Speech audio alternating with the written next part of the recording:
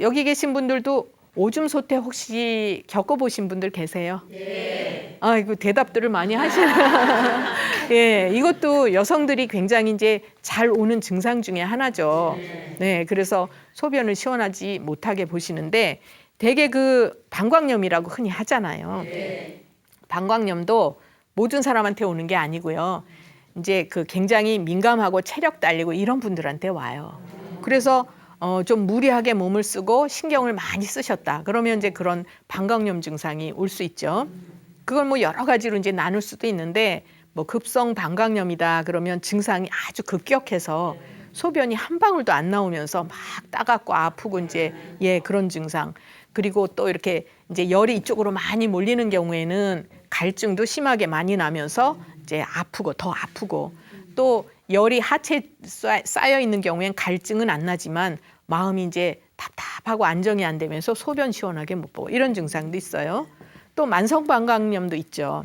만성방광염은 이제 오래된 거기 때문에 그렇게 증상이 급격하지는 않지만 찔끔찔끔 봐서 심한 경우에는 제가 하루에 50번 소변을 본다는 분도 본 적이 있어요. 얼마나 괴로우세요. 그분은 아주 화장실에서 사신다고 볼 수 있잖아요. 근데도 가도 못 보고 이러니까 이분이 아주 너무 막 힘들어 하시는 거예요. 그래서 이제 그런 만성 방광염인 경우도 있고 또 한 번 방광염 걸리면 자꾸 습관적으로 오는 분들이 있어요. 여자분들 그래서 뭐 신경성 방광염 이런 것도 들어보셨잖아요.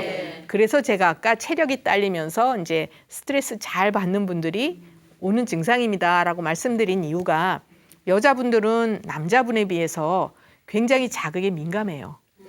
그 이제 예민하다는 얘기가 뭐 성격이 뭐가 났다, 뾰족하다 이런 의미가 아니라 자극을 조금만 줘도 크게 받으니까 신경 쓸 일이 요만큼 있다.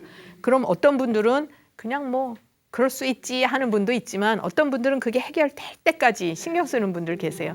이런 분들이 신경성 방광염 걸리죠.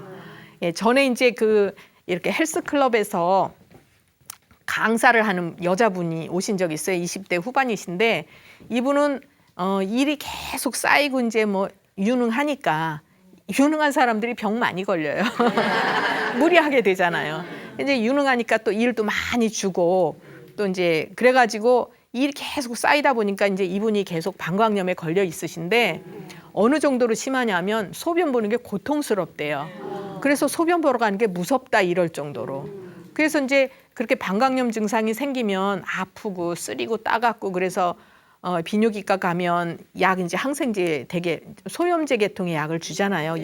방광염 그래가지고 그거 잡수면 또 한 며칠은 좀 괜찮다가 또 약 안 잡수시면 또 힘들고 이렇게 해서 이제 고생을 아주 많이 하시는 분이었고 또 한 사람 그 비슷한 시기에 이제 고등학교 2학년 여학생이 온 적이 있어요.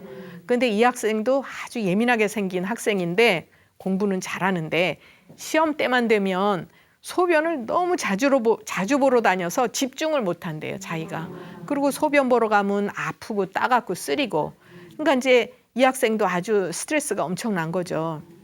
이 두 가지 경우에 모두 굉장히 예민하고 과로를 하고 있는 거예요.